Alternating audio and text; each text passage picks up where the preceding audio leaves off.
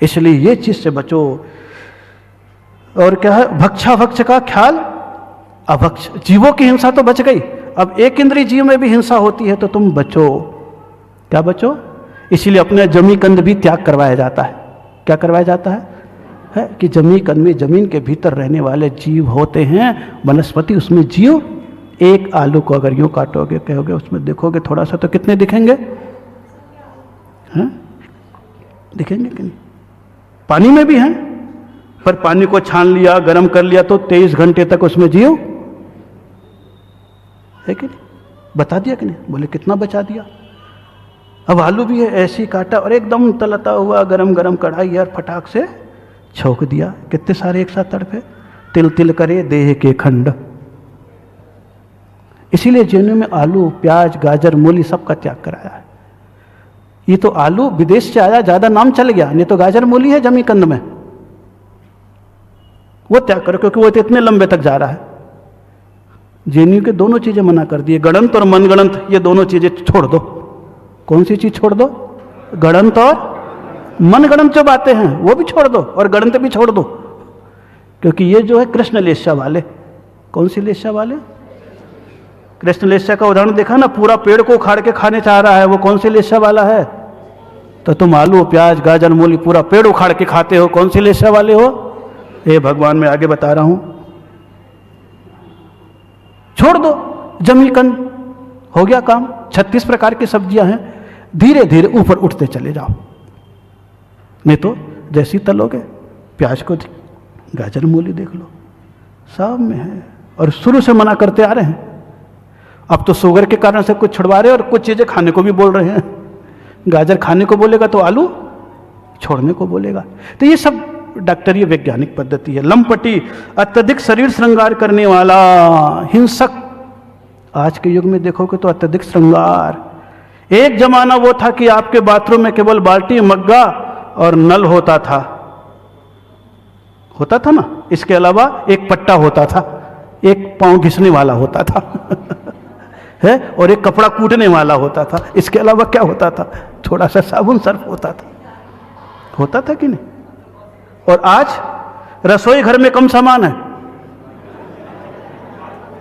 Bathroom में कितने सारे फेशियल आ गए हैं, पेडिक्योर, मैनिक्योर, ब्लीचिंग, ये वो, इंग्लिश के जितने नाम स्टैंडर्ड के हैं, चमचमाते हुए, और ऐसे प्रदर्शित आपको कर देंगे टीवी में, आप सोचोगे इनको देख के हम वैसे ही, सारे उल्टे रखे हुए हैं, कितने सारे ट्यूब में, बोतलों में, और सब चीजों में क्या है? जीव का अंश है। तो फिर वही सब्जियों का छिलका है, और क्या है?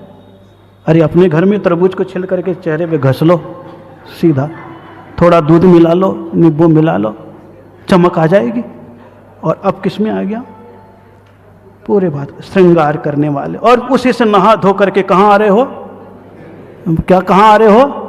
और अभिषेक में छू छा में तो नरक दिख रहा है, और पूरा काम करके आ रहा है। कौन सा साबुन लगा के आ रहा है? नरक का तो काम पहले कर लिया। या नियम ले ले मुझसे, उसके उपरांत तो पवित्र हो जा, फिर कर, तो फिर तेरी बात भी माने। स्थिति बड़ी गंभीर है। जिस चीज को छोड़ना चाहिए उसमें तो दिमाग नहीं है, और जिस चीज में दिमाग नहीं लगाना चाहिए वहां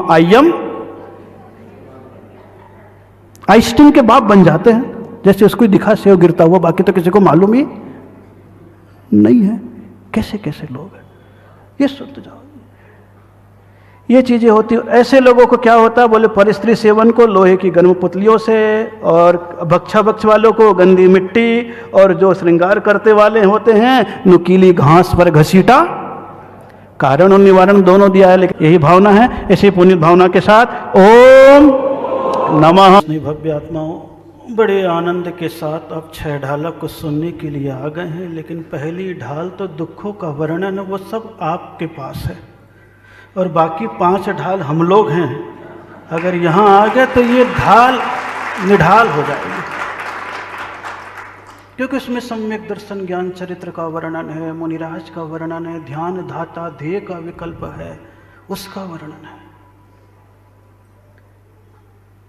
और उसके लिए ही महाराज तो कह रहे थे छोटे छोटे गड्ढे मत खोदो, और मैं कह रहा हूँ ये जिनवाणी पढ़ करके कम से कम गड्ढे खोदने का अभ्यास तो कर लो। अगर अभ्यास नहीं करोगे तो पानी निकाल भी नहीं पाओगे। उधार खाते पे कितना भी पानी पी लो, जब तक उधार खाते का पानी नहीं पियोगे तब तक तुम्हारी आत्मा का कल्याण होने वाला नहीं है। वो तो संस्कार देंगे हम, सम्यक आचरण का पुरस्कार है वो, संस्कार और कुछ भी नहीं है। शब्द आपके दिमाग पर जाएगा, अनुभव से सब काम होता है ये मान करके चलना, लेकिन कभी कभी किसी चीज का अनुभव नहीं किया जाता, लेकिन शब्द इतने गहरे भीतर प्रवेश कर जाते हैं कि अनुभव से ज्यादा आपको सावधान करते हैं। आप महसूस करना, कभी आपने जहर खाया है? कोई सौभाग्यशाली यहां बैठा हो? किसी ने भी जहर नहीं खाया, लेकिन शब्द से आपको बोला गया है जहर खाने से मर जाते हैं। कितना श्रद्धान उस शब्द पे है कि आज तक कोई जहर खाने की चेष्टा नहीं करता है। इसलिए शब्द है वो अलग है। एक पोटेशियम साइनेट खाने का चेष्टा भी किया वैज्ञानिक, और पेन लेकर के बैठा है कि मैं मुंह में डालूंगा और जैसा स्वाद होगा लिख दूंगा, लेकिन डाला निरुपामिति लिख भी नहीं पाया। कभी कभी स्वाद लिखा नहीं जाता है, लेकिन स्वाद की जो समझ होती है वह समझ आपके भविष्य को बदलने में कारण बन जाती है। इसीलिए डिक्शनरी में लाख शब्द हैं। कितने शब्द हैं? लाख शब्द हैं। बोले उसका उच्चारण मत करो, सबसे अच्छा शब्द कौन सा है पूछा गया, तो बोले सबसे अच्छा शब्द है मौन। डिक्शनरी के लाखों करोड़ों शब्दों में सबसे अच्छा शब्द कौन सा है? मौन। दुनिया में 1000 भोजन हैं, लेकिन सबसे अच्छी चीज क्या है? उपवास। क्योंकि जब सारी बीमारी घर कर जाती है तो सीधे कह देता है लंघनम, वो स्वास्थ्य को देता है। बीमारी को लाने में समय नहीं लगता है, लेकिन स्वास्थ्य को लाने में समय लगता है। बीमारी बिना बुलाए आ जाती है, बुराई बिना बुलाए आ जाती है, लेकिन स्वास्थ्य के लिए कोई न कोई औषध तुम्हें लेनी ही पड़ती है। इसीलिए स्वास्थ्य लाभ देने के लिए संत जन आपके पास आते हैं और संस्कारों की मीठी गोलियां आपके कानों के माध्यम से हृदय तक पहुंचाते हैं, ताकि शब्द आपके भीतर की आत्मा को बदल सके। कई बार किसी चीज में अनुभव नहीं होता, क्रिया नहीं होती, हलन चलन नहीं होता है, केवल शब्द का आरोपण होता है। किसका आरोपण होता है? लेकिन भीतर जिसकी आस्था होती है वो शब्द के आरोपण को ही आचरण मान करके अपने जीवन का समर्पण करता है। तीर्थंकर की जितनी भी प्रतिमाएं बनी हैं आपके मंदिर में विराजमान है। आप सोचो, जो मंदिर में प्रतिमा विराजमान है, क्या उनके भीतर कोई अनुभव है? क्या उनके भीतर कोई आचरण है? नहीं है। केवल मुनिराज ने उनके ऊपर कितने मूल गुणों का आरोपण कर दिया? 46 मूल गुणों का आरोपण कर दिया। और जैसे ही आरोपण किया तो वही प्रतिमा पहले आपके यहाँ पड़ी थी, पाषाण की स्टेच्यू मानी जाती थी, लेकिन जैसे ही संस्कार ऊपर से डाल दिया, शब्दों से डाल दिया, तो वो शांतिनाथ भगवान, आदिनाथ भगवान, अजितनाथ भगवान के रूप में परिवर्तित हो गए हैं। और जब आप जाते हो तो उसे नमोस्तु किस भावों से करते हो? किस भावों से करते हो? आदिनाथ के, शांतिनाथ के, यानी वीतरागी प्रतिमा के रूप में नमस्कार करने लग जाते हो। उसी प्रकार कभी कभी संत हैं, दिगंबर मुनिराज हैं, अभी आप सुन रहे हैं सारी की सारी बातें। इनके ऊपर भी आप जैसे गृहस्थ थे, लेकिन उनके मस्तक पर 28 मूल गुण के संस्कार दे दिए हैं। मिट्टी के पुतले में भी तुम नमोस्तु कर लेते हो। जीवंत मुनिराज आपके बीच में आ जाते हैं। जब आपके भीतर नमन का भाव पैदा पैदा होता है तो समझ लेना कहीं ना कहीं तुम्हारे भीतर सम्यक्त की भूमिका बन रही है।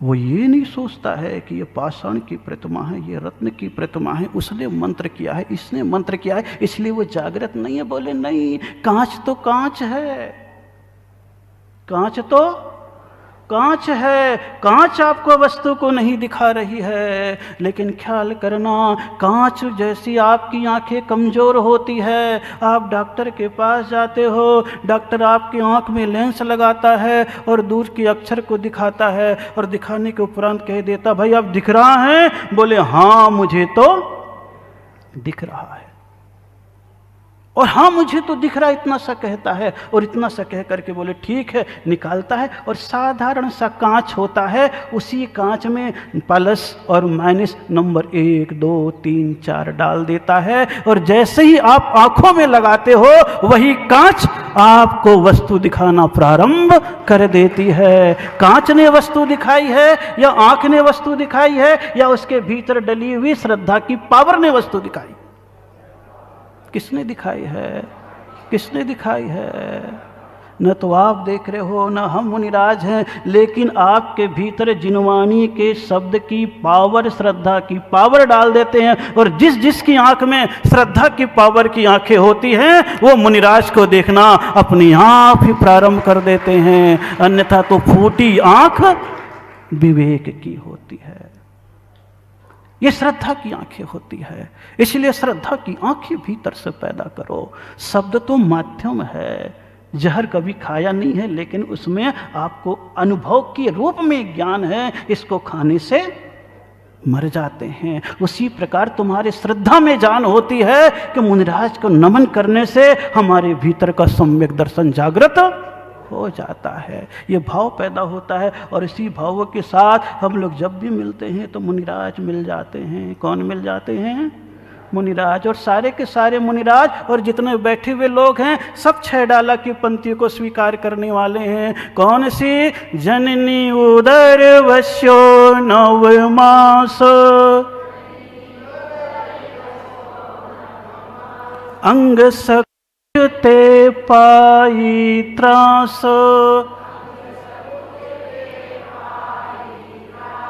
निकसत जे दुख पाए घोर